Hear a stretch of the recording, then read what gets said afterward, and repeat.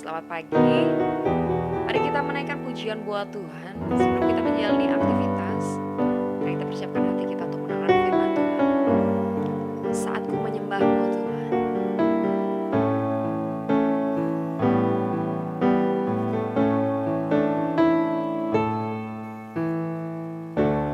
Saatku menyembahmu, Rohmu bekerja. Saatku memujimu, Kau bertata di atas pujian.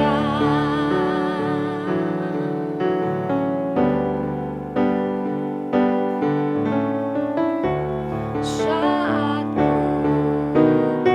menyembahmu, Rohmu bekerja. Saatku memujimu, Kau bertata di atas pujian. Ku angkat hatiku,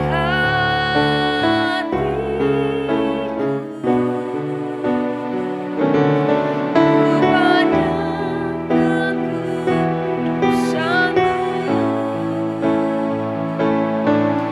Saat ku sembah, ku pujimu, ku rasakan kehadiran-Mu Tuhan. Ku angkat hatiku,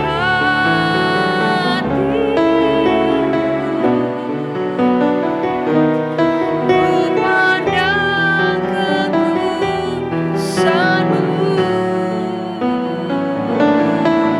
Saat ku sembah, ku pujimu, ku rasakan kehadiran-Mu Tuhan.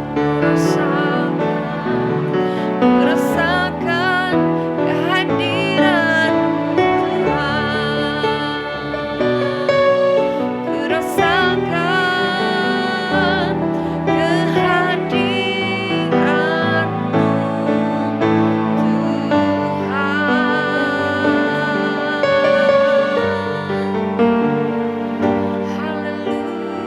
kehadiran-Mu Tuhan. Terima kasih Tuhan Yesus, terima kasih Kau baik bagi hidup kami Tuhan. Kami percaya Tuhan di saat kami memuji menyembah Tuhan ada kekuatan baru bagi setiap kami Tuhan. Kami siap menjalani hari ini bersama dengan Tuhan. Kami buka hati kami untuk firman-Mu Tuhan Yesus. Hanya di dalam nama kami sudah berdoa dan mengucap syukur. Haleluya. Amin. Shalom, selamat pagi Bapak Ibu Saudara kasih dalam Tuhan. Mari sama-sama kita berdoa sebelum kita mendengar firman Tuhan. Bapa yang baik, terima kasih buat anugerah-Mu. Hari kemarin Tuhan sampai hari ini kami diberikan kesehatan yang sempurna, kami mengucap syukur. Dan pada pagi hari ini Bapak, kiranya Kau berikan hikmat marifat bagi kami, untuk kami bisa menjalani hari kami Tuhan. Dan biarlah Tuhan Kau bekali kami dengan renungan firman-Mu Tuhan pada pagi hari ini. Kiranya Roh Kudus-Mu Tuhan memberikan pengertian lebih, untuk kami bisa mengerti apa yang kami dengar pada hari ini. Terima kasih Yesus, terpuji-puji nama-Mu. Haleluya, amin. Bapak yang kasih dalam Tuhan, ada salah satu hal yang menghambat berkat Tuhan itu sampai kepada kita dalam kita melakukan hal kita sepanjang hari. Ya, salah satunya adalah kita merasa benar. Amsal 3 ayat yang kelima berkata, percayalah kepada Tuhan dengan segenap hatimu dan janganlah bersandar kepada pengertianmu sendiri. Karena Amsal 14 ayat 12 mengatakan ada jalan yang disangka orang lurus tetapi menuju maut. Di sini kita udah paham, dengan gamblang pun kita bisa mengerti apa isi maksudnya Tuhan. Kita ambil contoh bangsa Israel, kisah bangsa Israel yang keluar dari tanah Mesir ke tanah perjanjian. Kita semua udah tahu ya, gimana kisahnya, bagaimana keluhnya, gimana ngeselinnya. Kalau kita di posisi Tuhan ya, gimana ngeselinnya, itu ngeyel banget bangsa Israel. Sehingga ketika kita mendengar kisah ini, yang terbesit pasti adalah kata-kata tegak tengkuk. Dalam Keluaran 32 ayat 9 berkata demikian. Lagi firman Tuhan kepada Musa, telah kulihat bangsa ini sesungguhnya mereka adalah satu bangsa yang tegak tengkuk. Ya, tegak tengkuk. Saya coba cari apa sih arti tegak tengkuk dalam bahasa Indonesia. Dalam Kamus Besar Bahasa Indonesia, tegak tengkuk itu adalah keras kepala, tidak mau menurut nasihat orang lain. Nah, sekarang pertanyaannya kita tambah lagi nih. Mengapa seseorang itu tidak mau menurut nasihat orang lain? Salah satunya adalah karena mereka menganggap diri mereka benar. Apa yang terjadi? Bilangan 32 ayat 13 mencatat, sebab itu bangkitlah murka Tuhan kepada orang Israel, sehingga ia membuat mereka mengembara di padang gurun 40 tahun lamanya, sampai habis mati segenap angkatan yang telah berbuat jahat di mata Tuhan. Gara-gara mereka tegak tengkuk, gara-gara mereka tidak mau diajar, karena mereka keras kepala dan mereka merasa benar, mereka tidak mendapatkan janji Allah di tanah perjanjian, itu tanah Kanaan. Tadi yang ayat bilangan 32 ayat 13 tadi bahkan mencatat orang-orang ini mati akhirnya. Angkatan-angkatan yang menghujat Allah, yang membuat marah Allah itu mati. Bahkan bukan sekedar situ, bukan nyusahin Allah sampai situ aja. Dia menyusahkan generasi selanjutnya. Karena generasi selanjutnya ikut masuk dalam 40 tahun. Muter-muter aja di padang gurun. Kita emang agak sedikit susah nih kalau ketemu orang model kayak gini nih. Orang yang mau benar sendiri gitu. Pasti kalaupun dia salah, kita berikan nasihat yang benar, yang baik, tetap aja bakalan mental. Itu yang bisa menghambat berkat dari Tuhan. Ketika kita mau diajar Tuhan, dibawa, dibimbing sama Tuhan, dipimpin sama Tuhan, tapi ketika kita merasa benar, maka itu susah masuknya. Yang paling parah adalah ketika kita membuat kesalahan, tapi kita nggak merasa kalau kita salah. Itu yang luar biasa, agak sedikit ngeri. Karena seperti Amsal 14 ayat 12 mengatakan ada jalan yang dianggap lurus, tetapi ujungnya menuju maut. Maka dari itu sekali lagi ayat Amsal 3 ayat 5 ini, percayalah kepada Tuhan dengan segenap hatimu dan janganlah bersandar kepada pengertianmu sendiri. Sekarang kita refleksikan ke dalam kehidupan kita. Bagaimana? Pertanyaannya, apakah kita lebih baik daripada bangsa Israel yang tadi? Yang gampang banget kita ngejudge mereka, menghujat mereka gitu ya. Gimana dengan diri kita gitu? Apakah kita sudah sepenuhnya mengandalkan Tuhan dalam kehidupan sehari kita, atau kita mengandalkan kepintaran kita, keprofesionalan kita, yang mungkin kita sudah melakukan hal yang kita geluti selama ulang-ulang dan kita sudah paham betul. Jadi ketika kita melakukan hal yang sama, kita tidak lagi mengandalkan Tuhan. Jangan mengandalkan pengertianmu sendiri, tetap andalkan Tuhan.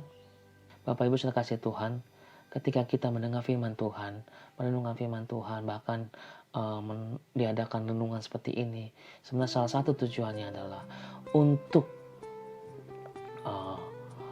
menguji nilai-nilai yang kita anggap benar. Apakah itu sesuai dengan nilai-nilai firman Tuhan? Sebagai contoh, sebelum saya mengerti firman Tuhan, sebelum saya katakanlah belum mengerti firman Tuhan lah, belum tobat istilahnya ya, saya pikir pembalasan itu adalah hal yang sangat wajar. Ketika kita dilecehkan, mungkin ketika kita dibuat tersinggung, pasti satu saat kita berpikir nanti akan gue balas, nanti akan saya balas nanti. Memang seperti itu logikanya. Ibaratnya kalau kita disiram sama air, kita harus siram dia juga dengan air. Kalau bisa air panas. Halo. Tapi ketika kita mendengar firman Tuhan dan ada firman Tuhan yang mengatakan, janganlah balas kejahatan dengan kejahatan. Kasihlah musuhmu dan berdoa bagi mereka yang menganiaya kamu. Loh, seakan-akan kok ini bertentangan banget. Masa sih kita disiram, kita malah mendoakan mereka. Tapi ketika kita mulai membuka hati dan tidak merasa diri kita yang benar, membuka hati kita, pikiran kita pada firman Tuhan, akhirnya saya bisa tersadar kalau sesungguhnya dendam itu, pengen ngebales itu bikin kita sendiri yang kurus kering, sakit. Kita memikirin mereka, dendam sama mereka. Tahu-taunya mereka mah lagi senang-senang aja, lagi happy-happy aja. Kita yang mikirin mereka, bagaimana cara yang dendam, kita yang kurus kering, kita yang sakit. Ibaratnya saya pernah baca di satu, lupa saya di mana baca, pokoknya di medsos. Orang dendam itu seperti orang yang minum racun, tapi pengen orang lain yang mati gitu. Kita meracuni diri kita sendiri, tapi pengen orang itu, orang lain yang kita benci itu yang mati. Nggak bisa. Dimana-mana orang yang minum racun, dia yang mati. Dimana ketika menendam, ya kita sendiri yang rugi. Ketika saya punya pengertian seperti itu, dibukakan seperti itu, akhirnya saya mau membuang nilai yang tadi saya anggap benar menjadi nilai Kristus. Yang tadi saya menganggap penghakiman itu, pembalasan itu benar, tapi ketika saya dapatkan firman ini, itu saya buang. Demikianlah hidupan kita, sama-sama kita mau melunakkan hati kita, membuka hati kita kepada pengajaran-pengajaran Tuhan. Dan jangan kekeh bahwa diri kita yang paling benar. Sama-sama kita tundukkan kepala, kita berdoa. Bapa yang baik, terima kasih Tuhan buat renungan pada pagi hari ini. Sekali lagi Bapa, Engkau berikan pengertian kembali kepada kami. Biarlah Tuhan Engkau tuntun roh-Mu Tuhan dalam kehidupan kami, agar kami boleh senantiasa menjadi lebih baik di hadapan-Mu. Tahu di mana firman-Mu yang akan kami bawa dalam kehidupan kami sehari-hari yang benar. Ajar kami untuk kami bisa lemah lembut, mudah dibentuk, sehingga kami Tuhan semakin serupa dengan-Mu Bapa. Terima kasih Yesus, terpujilah nama-Mu. Di dalam nama-Mu kami berdoa, ucap syukur, haleluya, haleluya, amin. Shalom, Tuhan Yesus berkati.